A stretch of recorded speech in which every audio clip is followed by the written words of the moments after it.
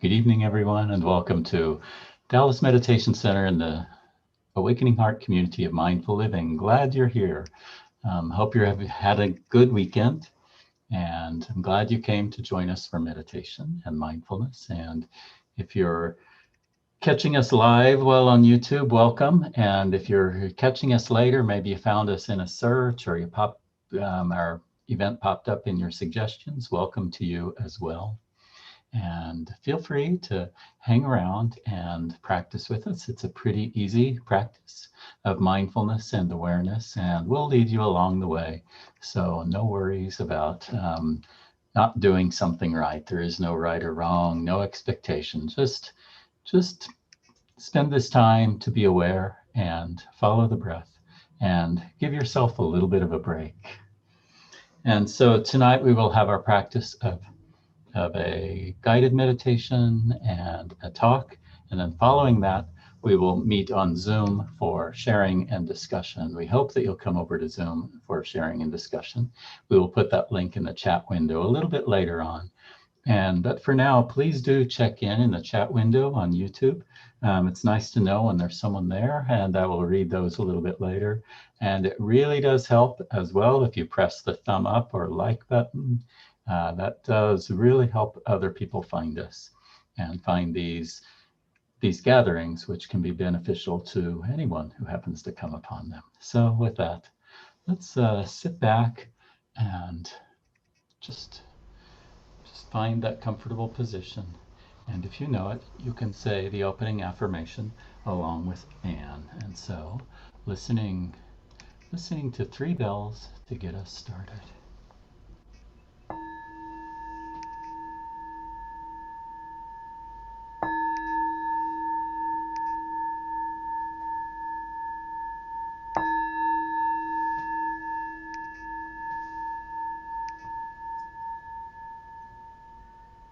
Noble community, we gather here now to honor the way of peace and nonviolence, the way of wisdom and compassion, the way of joy and beauty, in solidarity with one another, with all humanity, and with all life on earth. Friends on the path, we gather here now to deepen our solidity like a mountain, and to renew our freshness like a flower, through mindful sitting and walking, mindful singing and breathing, and mindful speaking and listening.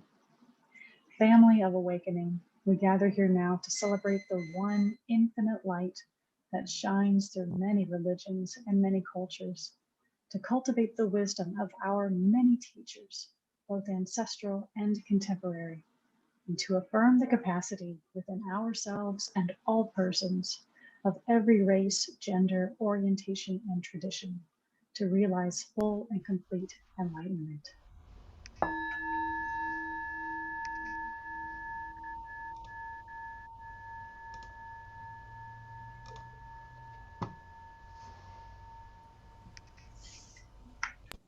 Hello, everyone, and welcome. As Cornell said, we're so happy you joined us, and hope you've had a good weekend. I know the weather hasn't been really cooperative because it's a little bit sticky.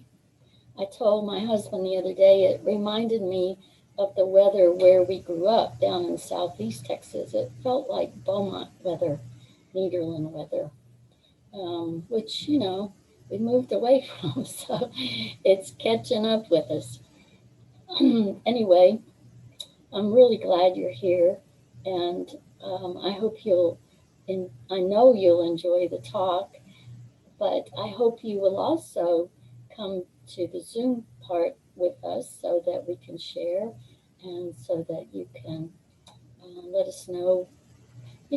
Sometimes a talk will kind of spur thoughts in your mind or questions. And when we share, that's a very good time to ask about that and to share whatever came up for you. During any of the meeting, you could share what has come up for you. So I hope you'll join us on Zoom. But in the meantime, we have quite a bit left to do. And so I'm going to turn it back to Cornell and invite you to join us for the contemplation, for the meditation, and everything else that's to come. Thank you.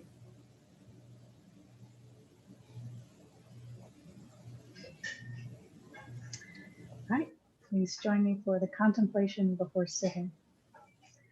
The Sangha is invited to go back to our breathing so that our collective energy of mindfulness brings us together as an organism, going as a river with no more separation. Let the whole Sangha breathe as one body, generate peace as one body, be free as one body. Let us transcend the boundaries of a delusive self, liberating ourselves from the superiority complex, the inferiority complex, and the equality complex. We are aware that the happiness and suffering of all people is also our own happiness and suffering. We see ourselves in all people and all people in ourselves. We are one with those caught in situations of oppression. We are also one with the oppressors. We are one with the wise and good people who are present everywhere in the world. We are one with those who are able to embrace the whole of this world with their heart of love and their two arms of caring action. We are a people. We are a people with enough peace, joy, and freedom to be able to offer fearlessness and the joy of life to living beings around us. We see that we are not alone. The love and the joy of great beings who are present in this world are supporting us, not allowing us to drown in despair, and showing us the way of understanding, compassion, and right action.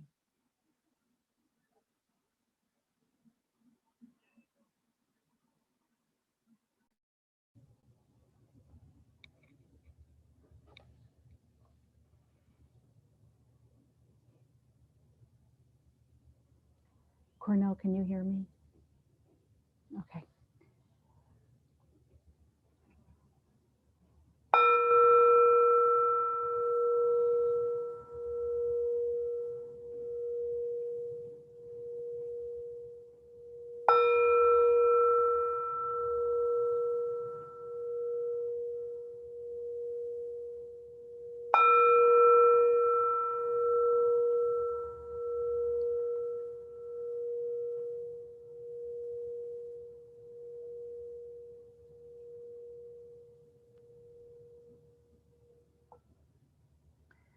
Dear Thai, dear Sangha, dear friends, oh, what a joy it is to come together, to sit together on this evening or anytime.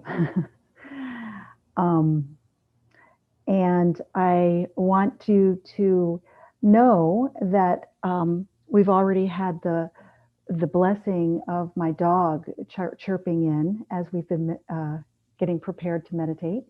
And so she may decide to chant along with us.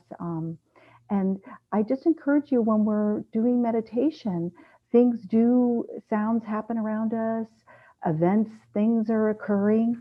And that is actually a part of the practice, is to learn how to just allow those, what we might consider disturbances, to just notice and keep with our breathing, keep with our body sensations, keep with our grounding. So it's all a part of the practice. And in your own homes tonight, or today, or whenever you're going to be listening to this, you also may be hearing things around you. And so don't let it bother you. Let it smile and let it be a part of the whole experience. That's something that you can observe with your mind's eye. So today I was really brought back to the words of Brother Chi Sing of not to worry too much when we show up to lead a talk or to lead a meditation, and really let the Dharma move us for what might need to happen in that time. And I was pondering, what am I going to meditate about tonight? And so I'm just letting it flow. My dog Sophie's helping me with that. And let's just begin as you begin to settle, finding your seat. And let's begin with some matching of our breath to some movements, which is always such a nice way to begin to settle down. So bringing your chin to your chest, taking a nice breath in and a nice breath out. And then drawing a nice big circle with your nose. You can go either side, right or left. Breathing in until you reach the top of the circle. And breathing out as you bring the circle back around, chin to chest. Nice and slow, long inhale. Long exhale.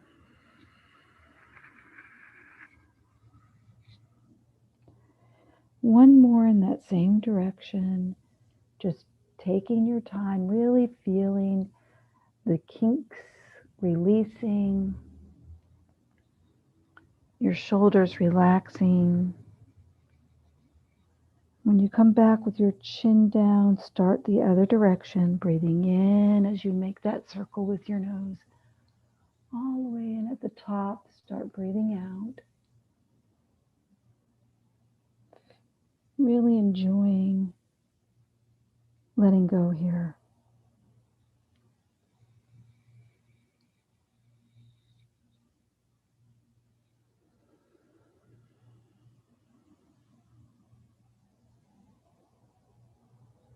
One more circle.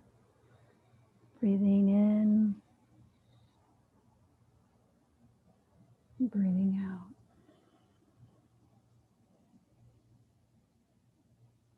Good. And bringing your head to center, we'll just do a few shoulder lifts. So lifting your shoulders up towards your ears.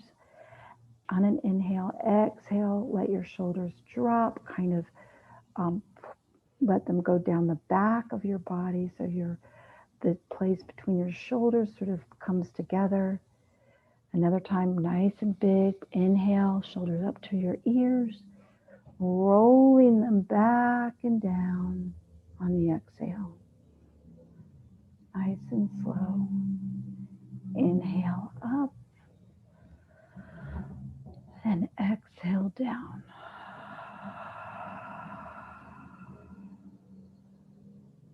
Wonderful. And now settling into your seat, your chair, your mat if you're laying down. Just beginning to settle and feeling your foundation. Breathing into the lower part of your body, the part that's mainly touching the ground.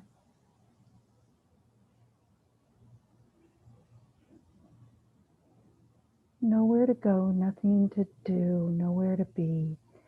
And that is the other thing that came up for me today is you have already done the hard work, and that is by showing up today. Just showing up with the intention of meditating is significant. It's already doing wonderful things for your brain and your body. And it doesn't really matter the quality of the actual sit. What matters is that you're here and your intention is to meditate. So pat yourself on the back as you're breathing and just allowing yourself to be here in this moment. Nowhere to go, nothing to do. Breathing down into the lower part of your body, feeling that foundation. Maybe a little bit different today. Maybe you notice something different that you haven't noticed before about the way the earth feels on your feet or on your calves, or where your body touches the cushion or the chair. You may try bringing in your lower ribs so they're not splayed out. See if you can just bring in those lower ribs a little bit. See if that changes the feel of how you're sitting. bringing a little bit of core awareness there. Letting your shoulders drop down.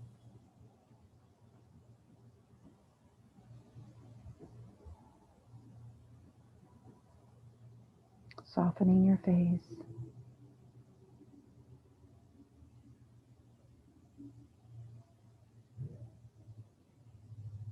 Feeling comfortable as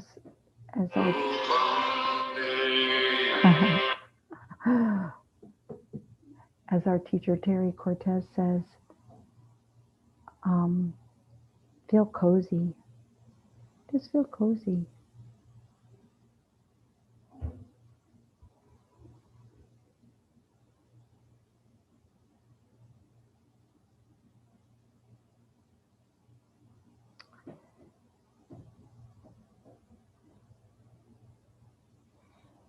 Today we get the pleasure of having Miles talk to us about how to, with ease, weave practices into our day. And I thought it might be nice to practice tonight with a weave of chanting. And I will read to you what it is said from this Tibetan Book of the Dead. Another very simple type of daily life meditation is the common practice of recitation of a mantra. One of the mantras that's very popular and used quite a bit is the mantra Om Mani Padme Hum. Om Mani Padme Hum. And this is the mantra of great compassion. It means that all is well with the universe. The force of good and love is everywhere and competent to help all beings out of every difficulty. This mantra resonates with the most positive possible outlook. And Buddhists develop the ability, or anybody develops the ability to constantly repeat this mantra silently or in a low voice. Om Mani Padme Hum. Om Mani Padme Hum. Om Mani Padme Hum. Om Mani Padme Hum. So I'm going to invite you, if you know this mantra, to use this mantra with your breath for this meditation. If you don't and you aren't remembering the sounds, just pick one of the sounds that you like the best. Om Mani Padme Hum. And just stick with that one part of the mantra, that sound, as you breathe in and you breathe out.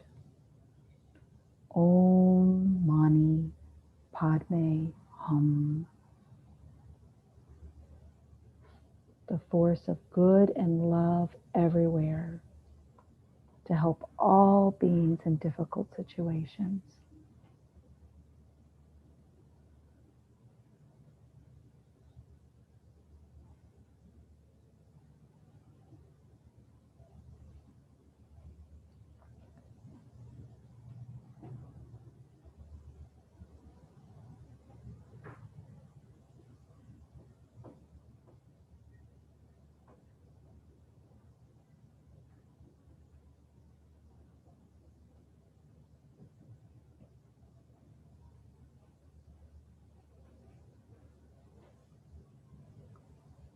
Om.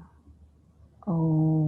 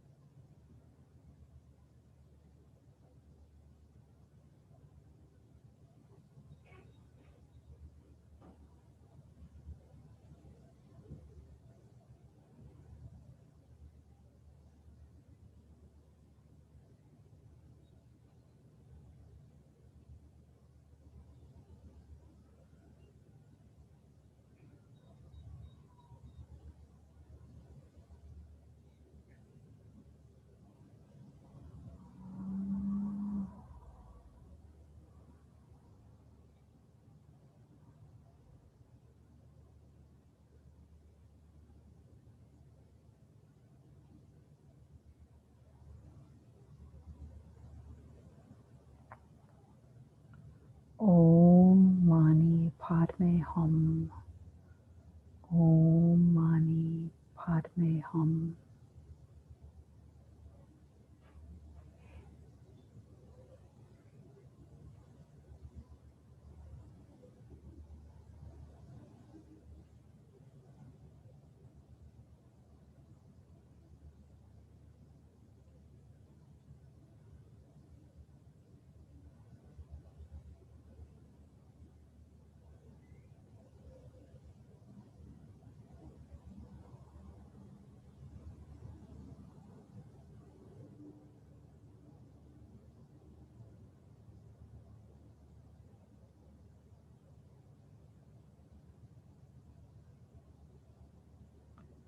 Om Mani Padme Hum.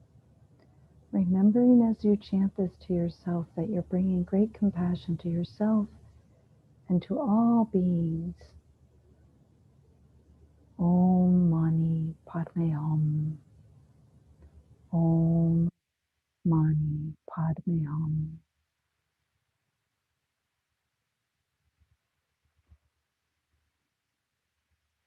Feel free to say this out loud to yourself or silently.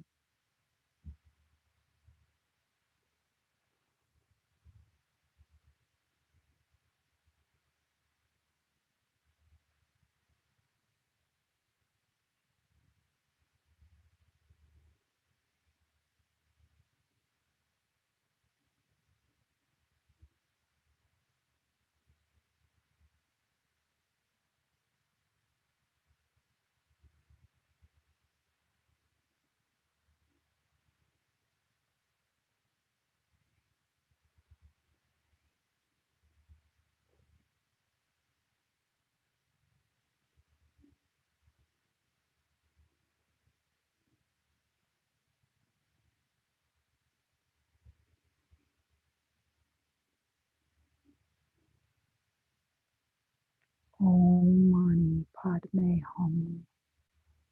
Om Mani Padme Hum.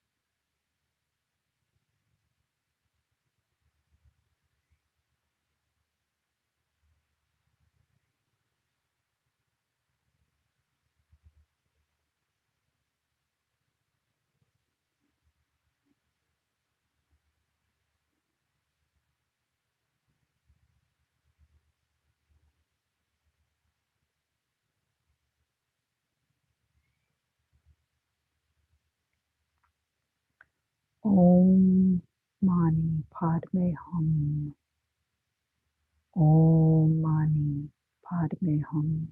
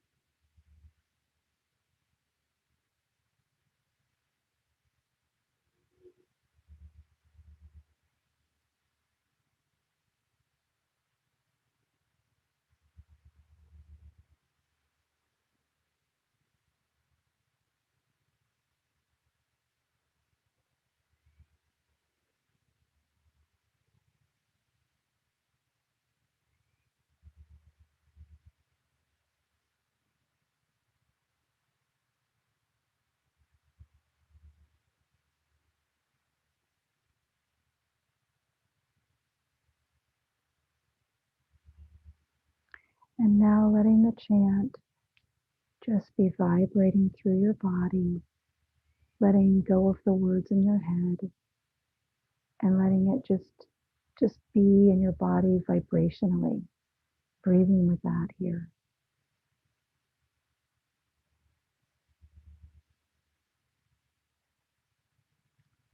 Just feeling those words and their vibration throughout your whole body.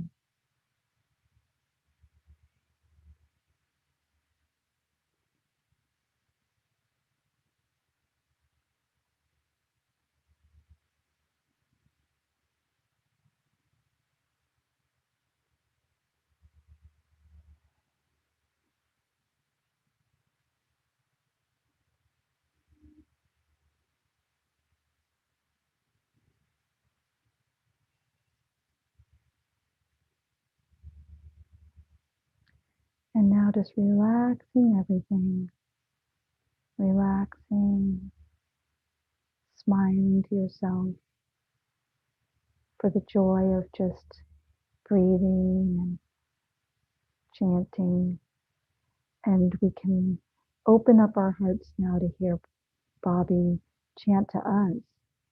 Just such a treat, the Brahma Viharas.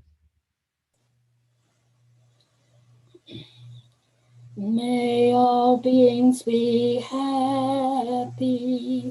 May all beings be free. May all beings be joyful. May all beings be at peace. Brahma Vihara Maitri, Brahma Vihara Karuna, Brahma Vihara Mudita, Brahma Vihara Upeksha. May all beings be happy. May all beings be free. May all beings be joyful. May all beings be at peace. May all beings be at peace. May all beings be at peace.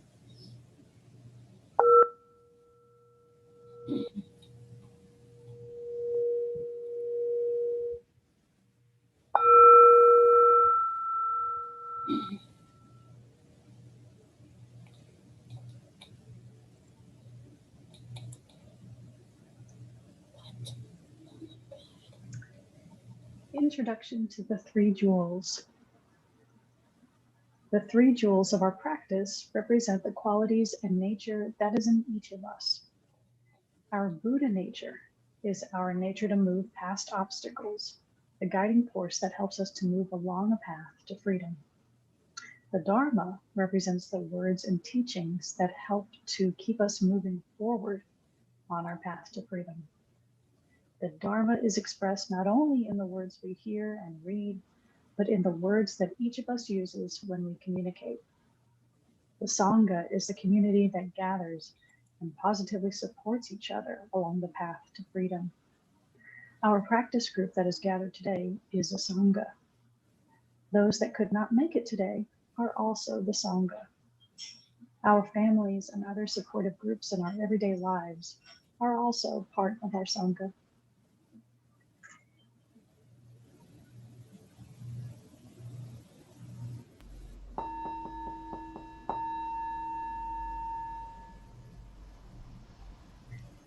We take refuge in the Buddha, the awakening heart of infinite light, that which shows us the way in this life.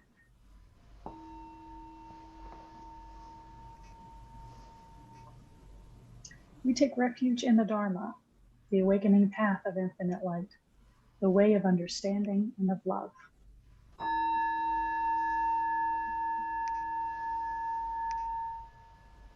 We take refuge in the Sangha, the awakening community of infinite light, those who live in harmony and awareness.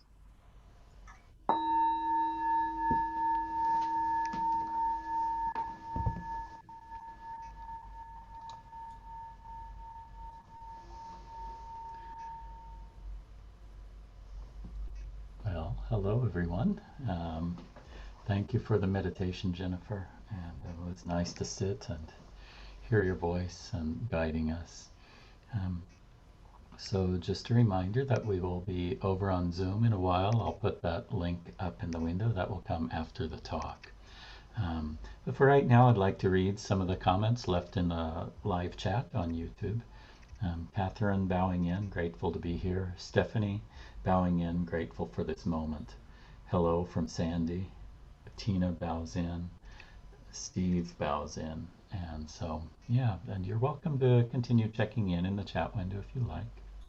And also in the chat window, I have put a link, and that link is for sharing in Dana, sharing in giving and receiving, so that these practices, these gatherings can continue. Please do help support that. This group is supported by the community. The community is those of us that you see here, and it's also yourself and those of you at home. So please do share in that. The link is in the chat window. It's also in the description of the video, and I will say it as well, dallasmeditationcenter.com/give, or text the word mindful to the number 44321. And I would like to now let Bobby introduce our speaker for this evening. Hello, everyone. I'm happy to have Miles here tonight. Miles Sandoval is one of our really tech-savvy members, and she's been really a real help, a real kind of like, I don't even know how to describe it. It's just really important what she's helped us to do to be ready for this online way to gather. Miles supports a lot of different sanghas, and I'm going to ask her to tell you about some of them. But on Wednesday night, she hosts a Recovering Joy group that meets from 7 to 8:30. On Wednesday, that's on Thursday night. I think I might have said Wednesday night. Wednesday afternoon, she hosts a walking meditation, which is an interesting combination. It's a hybrid. She will be online, and you can follow along with your phone and go for a walk in the woods, around the block, around your house. That happens at 2 o'clock on Wednesday afternoons. And then there are some other things that she does, things she facilitates. I think the noon meditation on Facebook. So she's really been a stalwart helper during this time of pandemic, this time when we've been isolated. But tonight, Miles told us that she would like to share some ideas, some practices that we can use as we either transition from online to in person, but also transitioning from meditation, being comfortable on the cushion, and then how to take those practices into our daily life. I think we're all going to find some benefit in this talk. So thank you, Miles. I'll turn it over to you.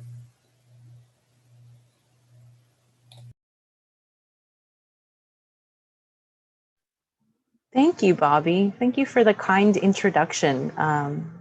Played a few different roles for the Dallas Meditation Center. And it has been a stalwart pillar in my own life. And I hope it has been that for some of you too. I know that having this community, I can see that we have 7 people watching on YouTube. We have people in the Zoom room. I hope those of you on YouTube will come and join us in the Zoom room after. I know that it wasn't what everybody pictured a few years ago as the Dallas Meditation Center was growing and finding its new home, but I'm so glad that you guys are here. And I can't think I can't think of a better day to have some noise related interruption in our meditation.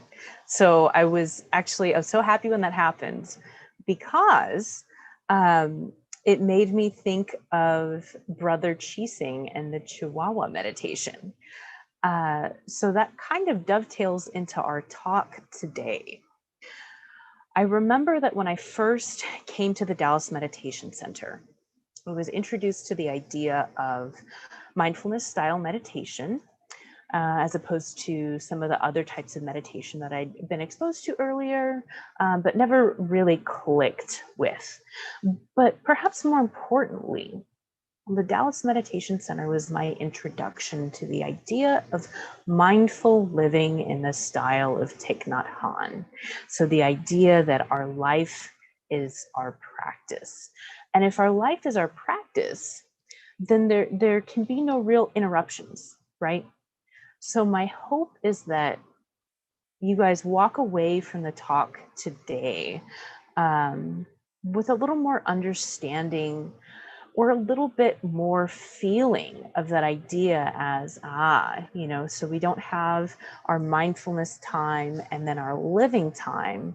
We just have mindful living that we reinforce with a meditation practice that has a purpose, which is what we'll talk about today.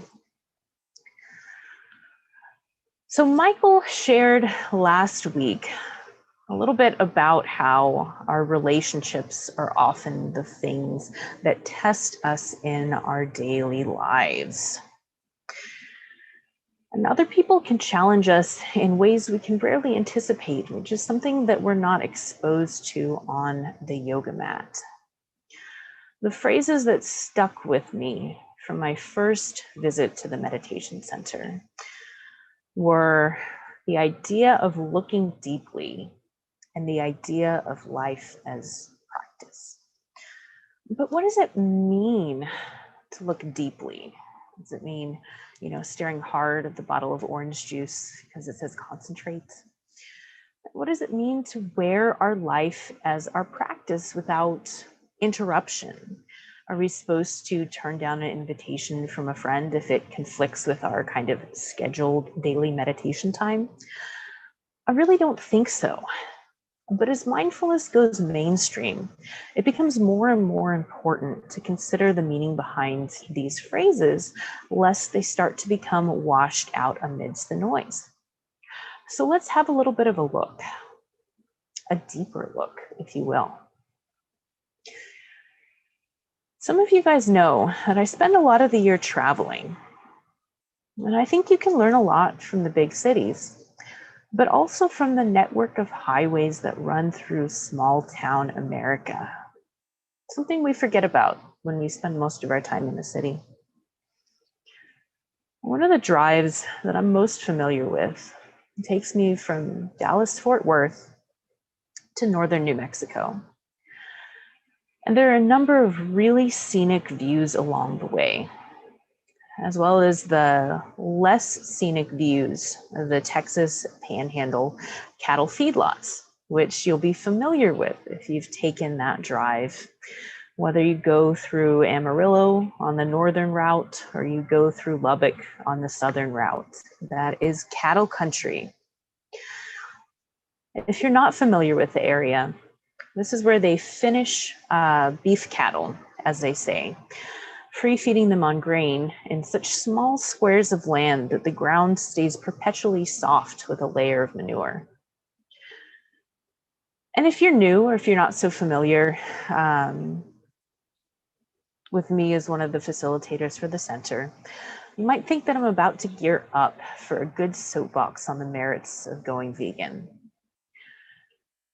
Instead, I'd like for you to consider the principle of looking deeply so that you can come to your own takeaway, which may be different than mine.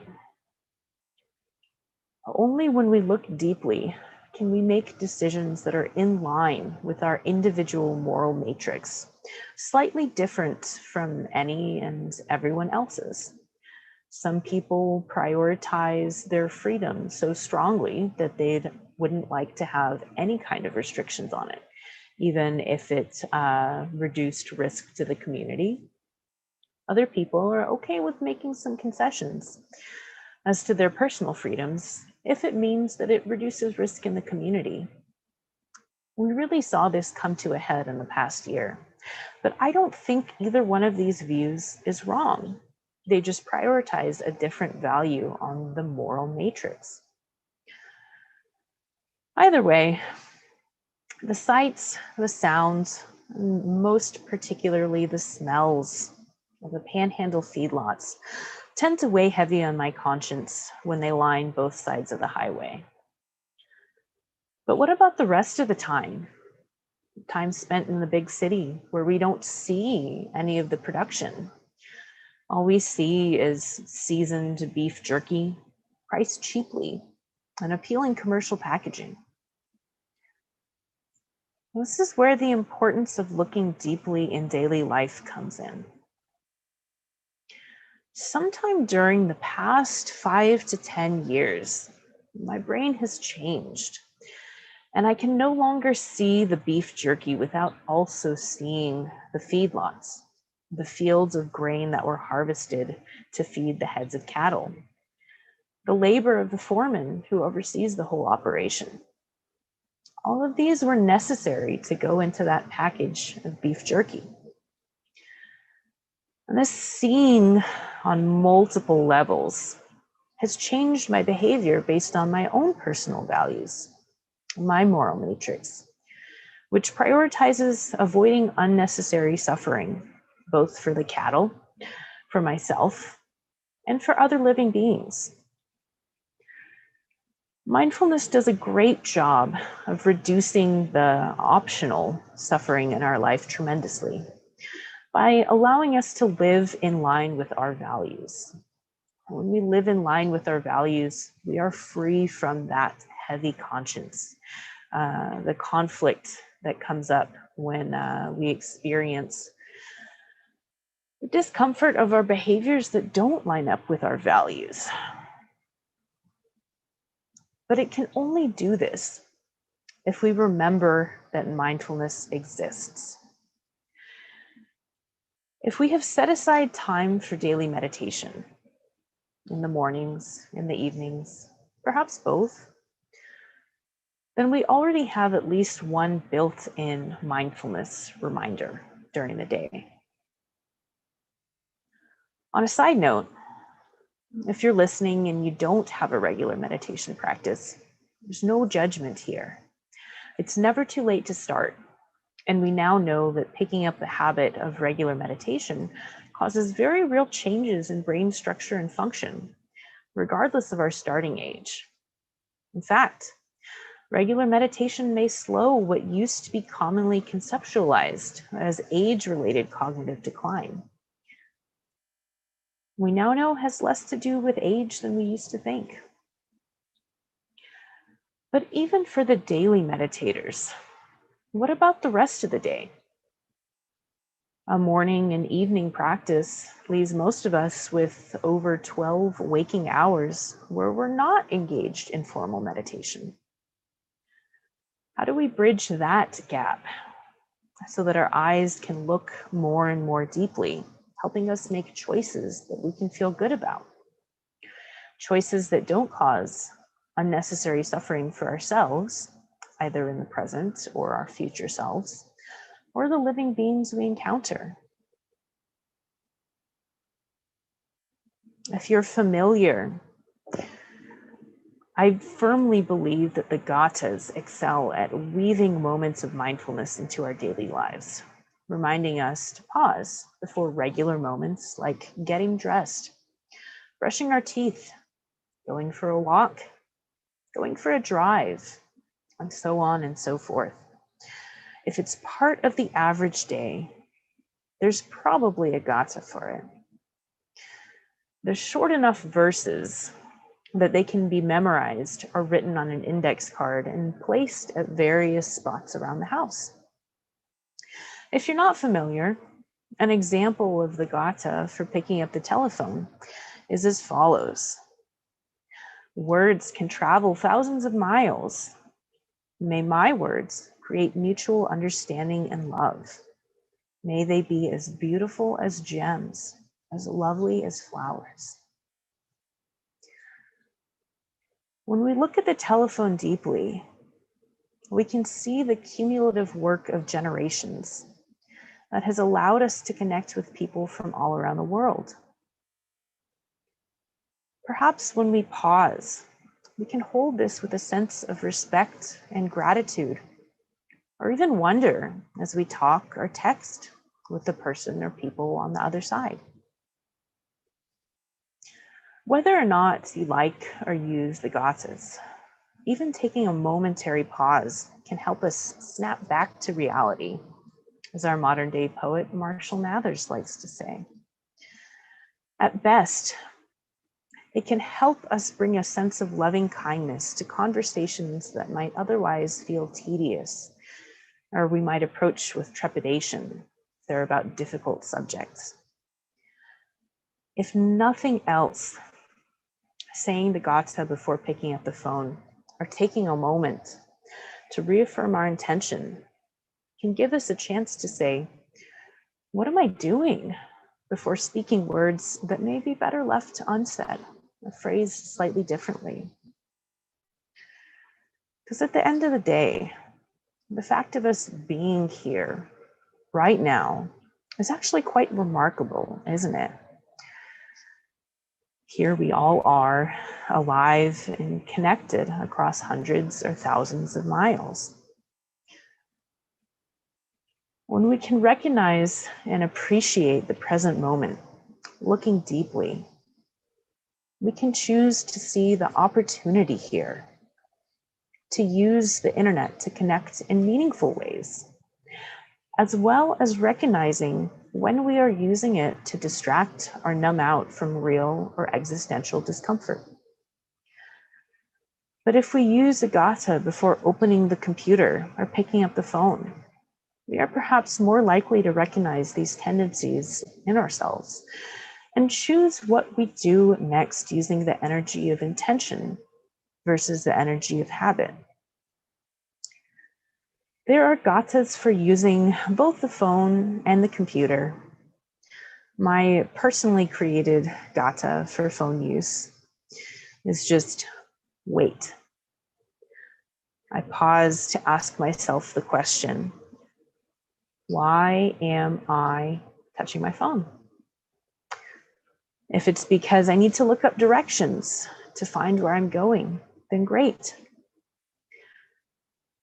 If it's because I want to avoid the mere possibility of boredom, of sitting in my real life, then I leave it in my pocket most of the time.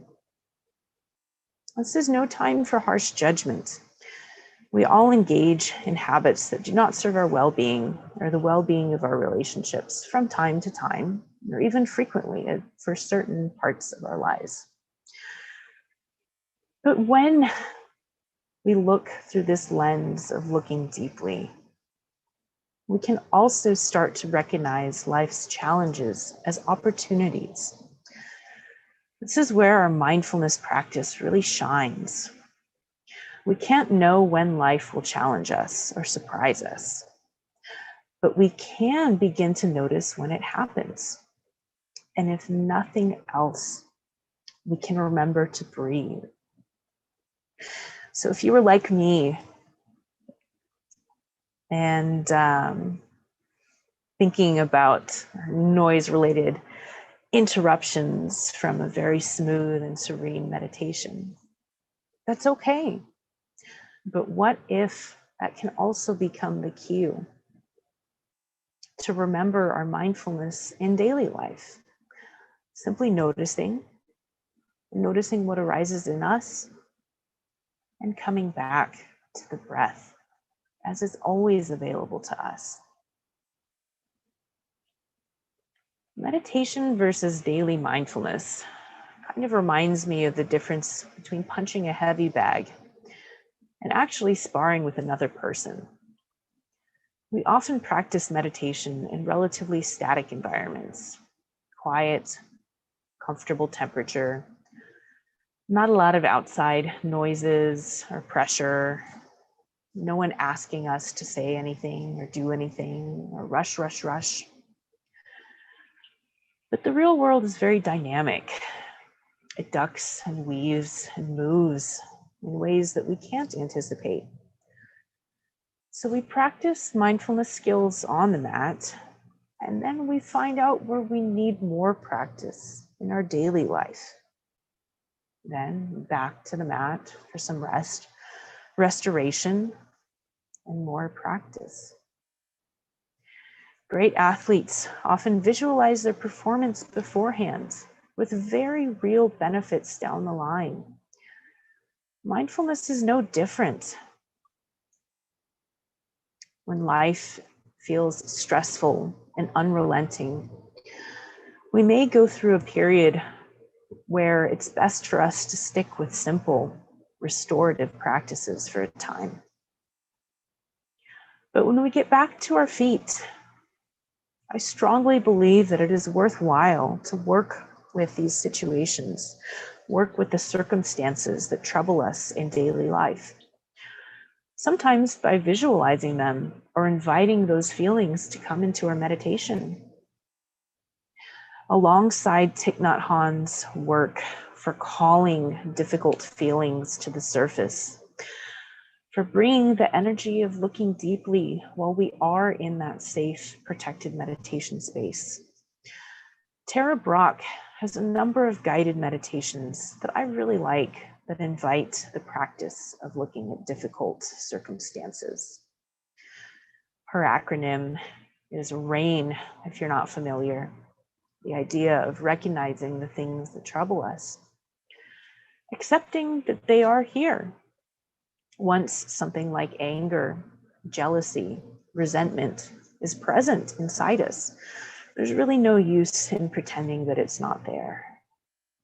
But can we learn to investigate it with kindness, to look deeply at what is feeding these difficult feelings, and then to step back with non-identification and nurturing the roots for more positive emotions or moving through the ones that are uncomfortable.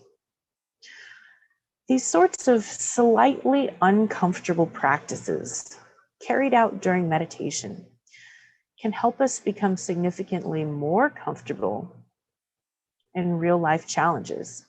And that's a trade-off that I can gladly live with. So we do this dance of practicing on the mat, then finding the chinks in our armor during real life, and coming back to the mat or meditation cushion to rework the areas where we struggle.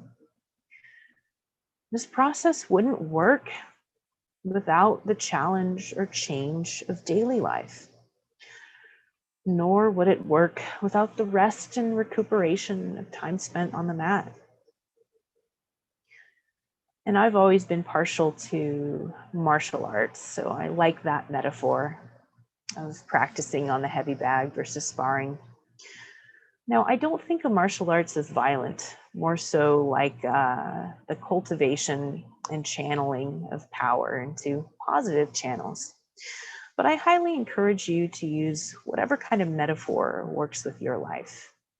It could be the idea of building something like a boat and then taking it out to the lake or the sea to see how seaworthy it is, bringing it back into the workshop, making adjustments, bringing it back out again.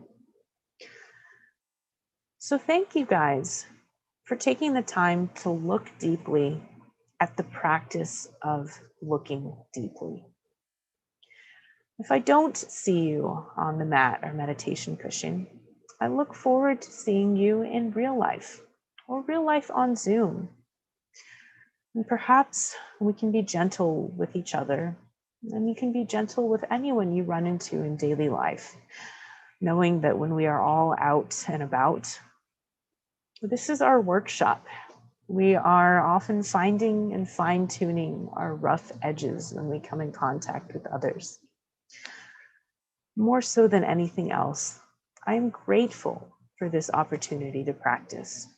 And I hope you are too. Please consider joining us in the Zoom room after the talk. I really look forward to hearing from you guys and the opportunity for some real life practice. Thank you so much.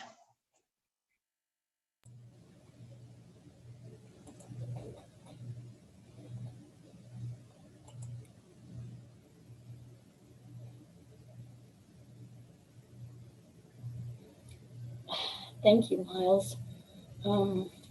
Very good reminders. I really like this statement that you read. Mindfulness allows us to live in alignment with our values. That is really good. That's a really good way of putting that. And well, there were lots of other really informational and excellent points that you made. So I hope we will be joined by others to share and to ask questions, maybe to share what we do to keep ourselves connected and living mindfully. Are we going to Zoom now, Cornell? So hello everyone. Yeah, thank you for the talk, Miles. But pretty soon we'll be over in Zoom. Look in your chat window, and if you're over on YouTube, and you'll see the link to the Zoom window. But before then, we'll close out this session with our closing affirmation, or our 4 vows of awakening beings, from Anne. So let's listen to 2 sounds of the bell, and then join Anne with our closing 4 vows of awakening beings.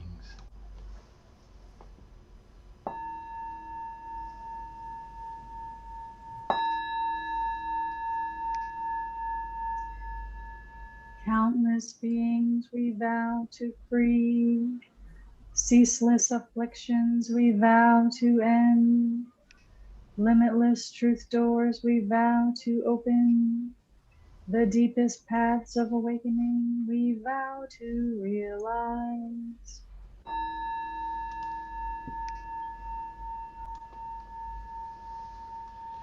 Well, thank you again, everyone over on YouTube. It's time to come over to Zoom now, and we'll say goodbye to you on YouTube. And those of you on Zoom, just hang on for a few seconds, and we'll be right there with you.